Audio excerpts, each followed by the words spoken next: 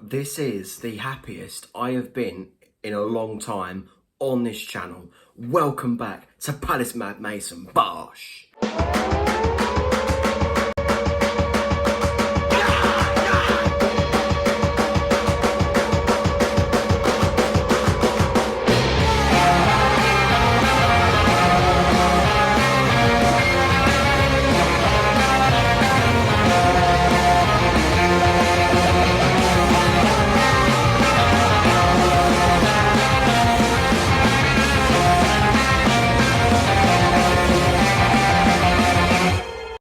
Well, hello guys, welcome back to the channel. I cannot believe it at this current moment in time when I say full time at the Etihad Stadium, Manchester City 2, Crystal Palace 2. Now, I thought we were down and out from the off with the lineup that I saw.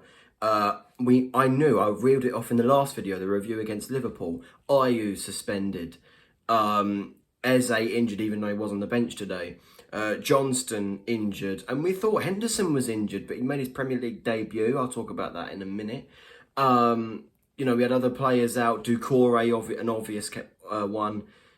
And I thought, oh, Roy's not going to use França, he's not going to use Ozo, he's not going to use Ahamada, but he's changed his tune. Now, I'm not going to get, too excited because Man City of late have not been great, which is quite rare for anyone to say, but we managed to get the point somehow. Going through the game, I think we started pretty well. We were weathering the storm, really, of Man City just dominance. And Man City eventually took the lead inside 24 minutes from Jack Grealish. Now, I thought it was offside immediately as soon as I saw it, but no, he was onside just, and the goal was given, and I thought, right, we've got to try and do something here. Right on the stroke of half-time, Elise whips a free kick just over the bar, and that was probably the closest opportunity we had in the first half. Second half comes along, and again, we were weathering the storm until 9 minutes into the second half, when Rico Lewis scores for Man City. Correct me if I'm wrong, but I think that's his first Man City Premier League goal.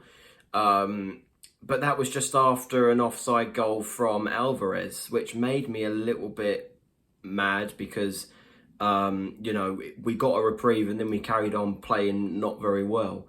But then somehow a spark comes along where we look excellent in attack.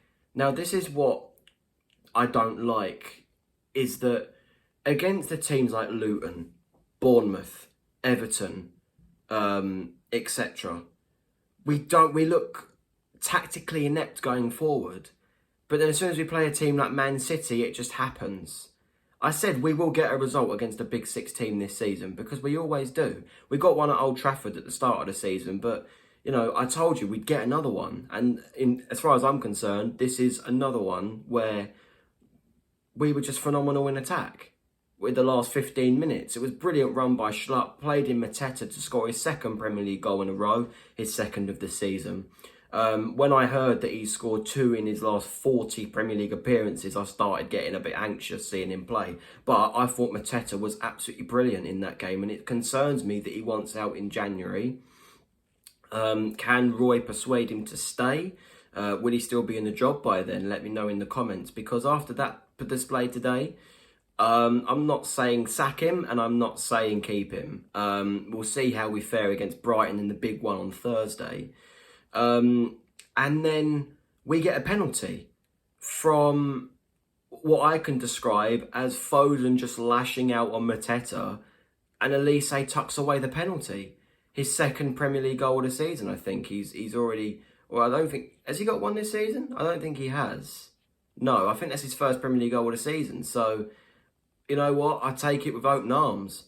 A point away at City, I'll take that. But the stats don't lie. We've got 1 win in 10. I was never in a million years expecting to win this game. I'm not saying that. But 1 win in 10 isn't good enough, especially how in that run we've played Luton, Bournemouth and Everton. I'll always come back to that run because we can't play well against the smaller teams, And in terms of Dean Henderson's debut... The first goal couldn't do much about. Second goal went past him like lightning. So I can't say much. Some of his saves looked a little bit dodgy, but I think he has to go in nets for the game against Brighton on Thursday. Assuming that Johnston won't be back in time, Henderson has to go in goal. Again, I'm not saying that it's 20 million quid well spent, because it's definitely not worth that, what he's provided us with this season. And Matheus Franca as well. He came on and he looked absolutely phenomenal. I don't know why we didn't do that. I don't know why we haven't been playing him. I still don't know to this day. Apparently he's not been doing well in the under-23s, which if that's the case, then obviously don't play him. But after that performance, I struggle to believe how he struggles against under-23s. But there you go, full-time 2-2. In terms of the Premier League table, I think we will remain 15th now for the rest of the weekend. We could have gone down to 16th if we'd have lost that game. But I couldn't have asked for anything more from us. Considering the injuries that we had, the players that we put out there, the Sun called it the worst Premier League team ever fielded. Well, bit harsh, but we managed to it feels like a win. It feels like we won the game. Our losing streaks come to an end, thank God. We go into the game against Brighton on Thursday. Can we just end our wretched form at home? We'll see.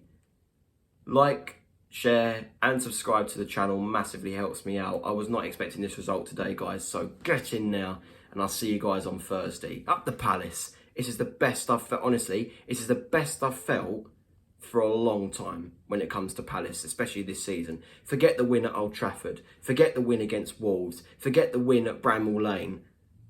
That was the best game I've seen this season so far. Like, share, subscribe. Goodbye, people.